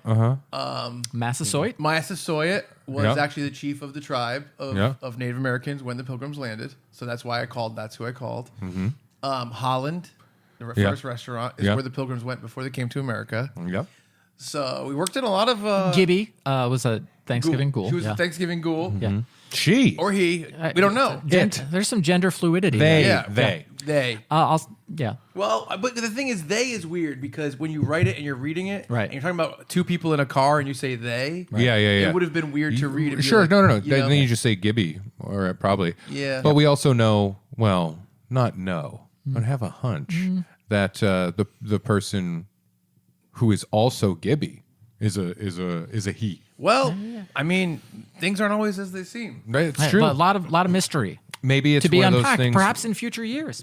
Maybe it's one of those things where, it's like when a dad will dress up like a Gibby for the family, right? Like, Yes. you know what I'm saying? See, that's what I'm talking about. That's why we put in such a good description. Yeah. Is we wanted to make sure that we could dress up as Gibby. Yeah, for the kids. That the listeners could dress up as Gibby. On the baby tees. Maybe make their own Gibby merchandise No, or no, Gibby no. ideas and send it in. Yeah, okay, and send it in. Send it in so that we can Don't copyright sell it. You Gibby can't sell merchandise. Gibby. We own Gibby. We already copyrighted Gibby. Under Lots of plans. under Ray's name. Under Ray's name. So that Ray is going to be associated with Gibby the Thanksgiving Ghoul forever. Oh, no. Or for 75 years. However long I trademarks don't know. last. I have a feeling next year, like you said, you wanted to start a tradition. Yes. Yep. And next year you won't know what's going to happen. I have a feeling next year Gibby's going to star in a sequel called Gibby-delphia. Oh, no. Gibby catches something in that one. Let's just say that. Let's pull back. It's hard. It is rough stuff. Let's pull back the curtain. We have no more curtain. We have cut the curtain down. How do you feel about the character of Gibby the Thanksgiving Ghoul? I mean, it's something. It's silly. Yeah. It's a silly bit of goof. I feel like if you had a Thanksgiving turkey as an actual mascot, it's kind of weird because A, it's very on the nose. Yeah. B, we cook and eat turkeys. Right. So I don't like a real turkey as a mascot. Sure. I like the animated movie, Free Range or something, where about Free Range, Thanksgiving yeah. turkeys. Yeah. I like the comedic conceit of a thing like this where you're creating this character, and that would be fun. The tricky thing is, and if we are going to part the curtain, pull back the curtain, part the kimono, and get serious, it's not a funny answer that I have, but I think because you guys already came up with Gibby and are doing another scripted thing, it's less focused on like the fun creation of the character. No, because the original thing wasn't anything like Oh, this. okay. I didn't know. Yeah, No, the original thing is nothing like this. All right. It's essentially an animal. I feel like we need an origin of Gibby. Well, this is why. less a more a vehicle to like ridicule. So we talked about this, and we said like, oh, should Gibby be in it the whole time? Yeah. And we were like, well, if we only have Gibby come at the end and save the day, there's a lot of ground to cover in the future. Sure. A lot of meat on the platter. Where did Gibby come from? Yep. Where did he go? Where something Cotton Eye Joe? Yeah. And so there's a lot of world around Gibby. Yeah. And we also talked about the idea of, because we did Monster Mash the movie for Halloween. Yeah. And at first my idea was to continue into this, but I'm dead in Monster Mash the movie. You know what I mean? Sure. It was It a phone call of like, do you think this is in the continuity of Monster Mash the movie? No, wait, I'm dead. Like it was that quick. I mean, it's pretty clear he's not going to be dead for long. Again, who knows? Yep. Maybe Suzuki Miyata has something to do with it. Yep. See? So see, and then if you think we, maybe you came off as a little bit made fun of in this somehow, insulted. Yeah. Hey, if you're taking the reins next year, Sure. You know? I already know how Gibby. Here's the problem, though. we're Like, not killing Gibby. Gibby's eternal. that's not what the doctors in my script said. The word is terminal in the script. Gibby is terminal. I believe there's a scene in my script. Let me see here, where Gibby's a doctor says to them, Thank you. "Do you believe in reincarnation?" And one of the things we did think about, And I also know the origin of Gibby. I know where Gibby comes from. Isn't that fun? that is fun. Yeah. It's great. See, we talked about this a couple of weeks ago, and we said, like, we never really did that much with Gibby the Thanksgiving Goblin. It was a really, really short story. The idea that that's a sentence in your fucking that the two of you can have a real human conversation and go, we never did much with Gibby the Goblin, the Thanksgiving Goblin. Gibby the Thanksgiving Goblin. Yeah. So you sound like two Macy's Day Thanksgiving parade people on acid, right? That's what I'm going for. Yep. That's where Rudolph came from. That's what I'm going for. That's my whole thing. That's where Rudolph came from. That's Macy's. me, man. So this is our own version of Rudolph or Santa Claus or the Frosty Man. Or the Frosty Man. So, Do you mean Dave I was Thomas, gonna the say founder Dave of Thomas, Wayne? yeah. that's what I meant. Yeah. So we have our own mascot that we own, and we have a whole world, like a whole world, like Theme parks, Ray. I was gonna say, think about Walt Disney creating Mickey Mouse.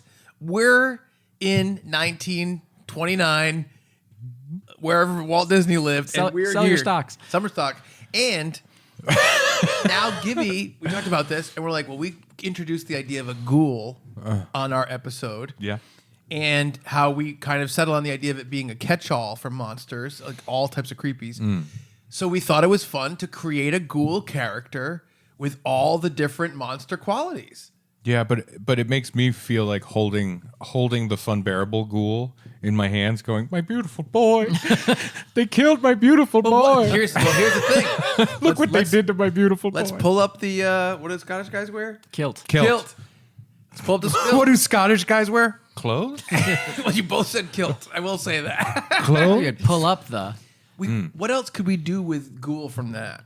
This is the perfect train to continue. But the you're ghoul. coming to this with like a foregone conclusion of like, I mean, how else are we going to use ghouls for Thanksgiving? No. No, but like, if we like, What are you, crazy? if we like to turn my hatred for ghoul, the term a couple months ago, into a continual fun thing, this is the perfect vehicle. Okay, so And Halloween has enough.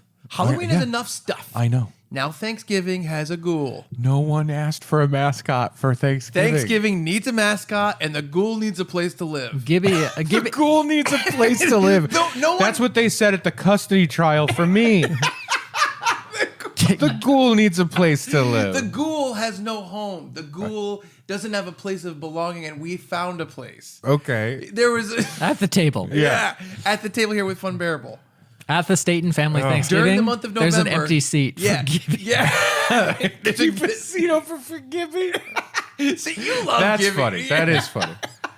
That part is funny. Well, yeah. here's the thing: it's like and I. Well, you didn't do yourself any favors. You introduced me to Gibby with basically like, "Hey, here's a bunch of shit that's just like jokes about you, right?" And then I'm like, "This isn't winning me over." For like, I like that Gibby fella.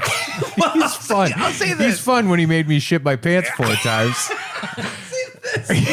all of the insults towards and then you. I'm basically illiterate. All the insults towards you in this. I thought it was more fun to make them 100% fictional. Yeah, like yeah, you yeah. run around your house with spaghetti sauce. Right, Like, right. that's funny. But then, like, I'm Ray Harrington. I was on Conan.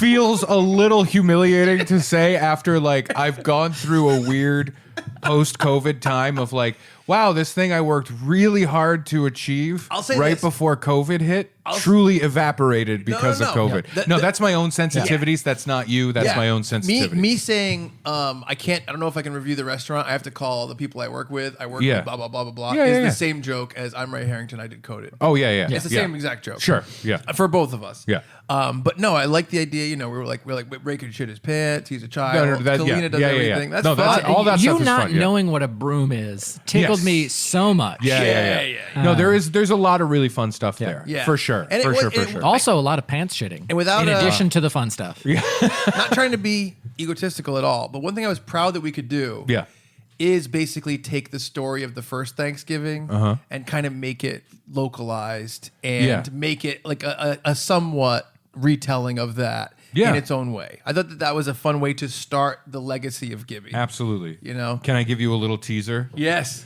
So in Gibbydelphia, Yes. are you? No, listen. If you kill Gibby, she's gonna come back 10 times as strong. If How do you strike her down, Listen, how do you know that's not like a necessary part of the origin of Gibby? There you go. What if all of this is still part of the origin? That's right. What if Gibby has to pass to enter Gibby's true form? You know what I'm saying? yeah. there could be This is what I'm saying. There could be a lot of things in Gibby's past. Imagine, Chuck. Imagine if they didn't kill Jesus. It's true. Right.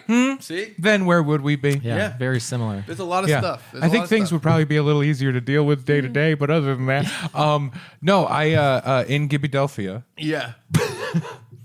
you're gonna hate this. You're really gonna hate it. But there is a lengthy description of how towards the end Gibby looked like E.T. at the end. Just a chalk white Gibby. Yeah. A chalk white dried up Gibby. Wait, Gibby. Yeah.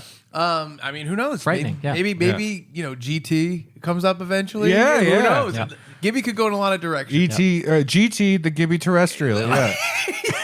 Gibby terrestrial.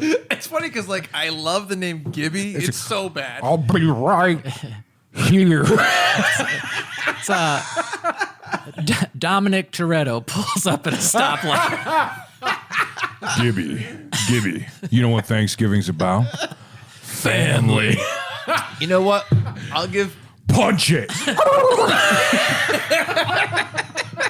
I'll give you one thing about Gibby that I almost put in the script, but there wasn't room for it. Yeah. There wasn't room for it. Not in such a tight story. Because, Gibby shows up, helps you learn the meaning of friendship, whatever. Yeah. If Gibby's around, I think one of the issues that's going to happen is that she is a monster at heart. Maybe she needs to drink blood. Maybe you got to keep her away from certain people because Sure. she might try to go after them. Yeah. There's a lot of... Oh, I think maybe Gibby's fine in United States Thanksgiving.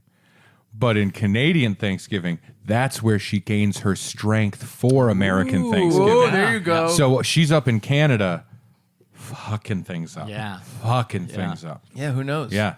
Trudeau is terrified. Yeah. We could create, that's actually fun. We could create what we think are the Canadian Thanksgiving traditions. That's perfect. Because of Gibby. This is perfect Gibby. It's classic Canadian Thanksgiving where as soon as sundown happens, you lock all of your doors and you never answer the door for anything, especially not scratching or pecking sounds. Yeah. Right? But Poe, I left my dog outside. I don't Leave know. him. Leave him. Classic Canadian voices here. I hear him scratching at the door. Well, we don't. Oh no, that's Fargo. Yeah. Sorry, Yeah, Dakota. Sorry. It's all right. I was, Hey, you hear about Southern Canada? Hey, you hear about that Gibby? Eh? You hear about Gibby? Gibby's out there. Sorry, we're from America. Huh? We're American. Oh, Thanksgiving isn't for another 7 weeks. oh, that's fair. Well, we put on our cargo shorts and we celebrate We're gonna go in August. We're gonna go ride our snowmobiles outside. Yeah, well, that's what we do. We're gonna go get DUIs on four wheelers. Is what we're gonna do. We're gonna get DUIs on four wheelers, and I don't know, have good universal health care or whatnot. Shit. And Yeah, that's a thing. but hey, I gotta get home. Looks like the sun's going down, and it's over here. It's Canadian Thanksgiving. Oh, it's so yeah, late August, and we gotta get home care for our families. It really shows how much, Gibby allows us to understand the importance of family and loved ones. Because every year we lose one. To Gibby. It cuts to the mountain, and the two Americans are like, "This is great. We have all the ski runs to ourselves." Yeah.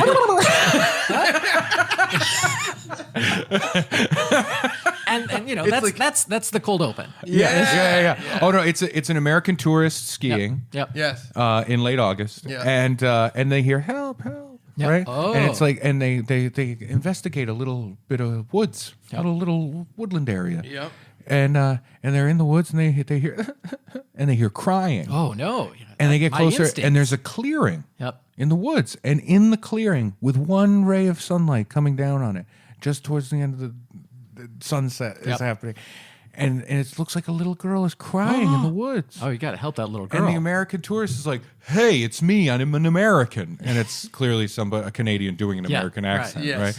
It's me, Michael J. Fox. And I don't know what I'm saying. And he goes over, and then they turn, and it's Gibby, and it's a horrifying thing. Because I will say, right before Gibby made their appearance in your script, Yes. you say, like, the fact that Gibby was hiding in the back seat when I get in the car is not like a fun character trait. You know what I mean? I think that Like Santa's never like, "Oh, I'm gonna hide behind these." you know how like Dexter needs to kill, Yeah. but he channels it towards killers. That's a Gibby. That's a Gib. Yeah. That's a Gib. Yeah, that's a Gibbon. Gibby and Dexter. That's a Gibbon. But what I like Yeah. to see is See, now I'm starting to come I over. was gonna say at the beginning of this episode, you were like, I'm anti Gibby. By the end, By the end, I am Gibby neutral. I'm Gibby neutral. That's all we can hope Pro for. Gibby. Honestly, that's better than I thought you would be at the end of the episode. Are you guys in the election that's going to be happening? Yeah. In 2024. Are you voting for Tulsi Gibby? I'm. You know what? If Tulsi promises that the pollutants and carbon use will be Gibby neutral, then Yeah. Remember that old cartoon show, Gibby Neutron? Gibby Neutron. Ghoul genius. Gibby Neutron Ghoul Genius is hilarious. Well, this is the thing. And this- there's so many franchise opportunities. I for know. Gib. And then this is going to be fun because in this one, I noticed that like maybe Brad was Gibby. Well, we don't. But we don't know. We don't know. Wink, wink, wink. Yep. Nudge, nudge, nod, nod. Ray had a lot of interaction. A lot of interaction with Gibby. Chuck didn't get to really interact with Nope. Gibby, and I think Off screen we talked. Yeah. And I think maybe it's going to be a boy meets ghoul situation It could be. It could be. next year. I can't. How do you think Gibby gets sick? Oh, I've got a lot of theories. Brad, that is the hardest I've ever seen you laugh, and the loudest. And I will say this. Here's what's insane. I'm like motivated right now to Yep. write it. Do it. And I'm going to carve time out, but here's what's going to happen. I'm going to write it now. Yep. Completely fucking forget about Absolutely. this. Forever. Yep. And then next Thanksgiving's going to roll around and be like, "Oh, yeah. And I'm going to pull it out and I'm going to read it and go, why did I write these jokes? Because they're going to be like references to this. Yep. Yes. And I'll be like, I don't remember any of this. No. And I'm going to come to this and go, so like, it's sort of like a slasher With a moral. with a, yeah. Like like when the sun sets, like, get inside, Yeah. but family? Yes. Also, why is Canada mentioned? Yeah, why is Canada in here? What's going No, it's on going to with be its great. genitals? I think you're going to be surprised. We're going to feel like we're writers on The Simpsons, the canon. We're going to have like a whole my God. like a show Bible for Gibby. You know what? I think right now I do feel like we're writers on present Simpsons. Wow, you take that current back. Simpsons. But yeah, so Gibby the Thanksgiving Ghoul joins the Funbearable cast. No. Very excited to have him. No. We'll call you, Yes, Gibby. yeah. We'll call you, Gibby. So Gibby's here to stay, and He's here to stay. Thank you. I loved. Oh, this is like an Adult Swim thing where it's like a cute sitcom, like Right. like an 80s children's sitcom thing. But then this horrific fucking thing comes in. Well, we Yeah. can talk about this. I mean, right now, Gibby only existed with you for like a little while. Does something Yeah. happen at night? Does Gibby have a problem controlling the bloodlust? Who knows? Okay. You know what I because mean? the took it that definition, way. the definition of a ghoul is pretty wide open. Yeah. They feast on human flesh. That is like the thing of a ghoul. Right. So that we you know, learned. and also, does Gibby have? Gibby stuffs you. Does Gibby have origins in Halloween? What You know? Is what that make why yeah she what comes for Thanksgiving? what Did you makes say Gibby a thing? oranges? Yes, oranges. Does she give out oranges for Halloween? pretty crazy, right? Yeah. Yeah, Ray. You're happy Thanksgiving, buddy. Thank you. Happy Thanksgiving to the Funbears. I'm thankful. Me too. I'm also just kind of full. giving and thanking, thanking and thanking. giving. I genuinely Thank you, thought Gibby. there was going to be a thing where we were like actually like giving thanks or doing something Thanksgiving based. Well, we did. We did. We The did. story did. We did. The We characters did. But you know what? I will say I'm still thankful for this podcast and for the two of you and for our wonderful listener / watchership I am too. of the show. It really does fill my heart. Thank you very much. I'm thankful for you guys. I'm thankful for the opportunity to bring great ideas like Gibby to the table. A place to nurture creativity and to put up a light on like new, brilliant media darlings. Do it without a pat on the back. I dare you. Dare you to thank somebody without complimenting yourself. Oh, maybe. That's what it's about. So You do need to be visited. by Gracie Gibby. Cannon, who did our artwork, Yeah. could she change it to add a fourth face? No. What if we give her a really specific description? A corn niblet. One single corn I think you niblet. could give a fucking police sketch artist a description of this thing, and they're gonna be like, I got nothing. I think Kenny Rubanus is going to come through for us. Yeah, Kenny Rubin. Oh my God, Kenny! Good luck, because a police sketch artist would be like, I didn't know what to draw, so I just wrote "wet nightmare." She has Dracula's haircut. I just wrote what would E.T. be scared of? Oh boy! Thank you all so much for listening and or watching. And just Happy Thanksgiving. Happy yeah, just Thanksgiving. being here with us means a lot to us. Happy American Thanksgiving. Yeah. And you know what? I mean, also, 4 months late. Belated. Yeah, belated happy Canadian. Yeah. Oh well, no, because I think with the exchange rate, we're right on time. Oh, then then happy Thanksgiving to everyone. Yeah, and did you know that it's 1.5 Canadian Thanksgivings equals one American Thanksgiving? Yeah, And I didn't know I we missed would, the heyday of the 80s. I didn't know if we would have really enough time to come up with a Thanksgiving Funbearable episode. That was up in the air for a little bit. Yeah. And I just want to thank Gibby for making that happen.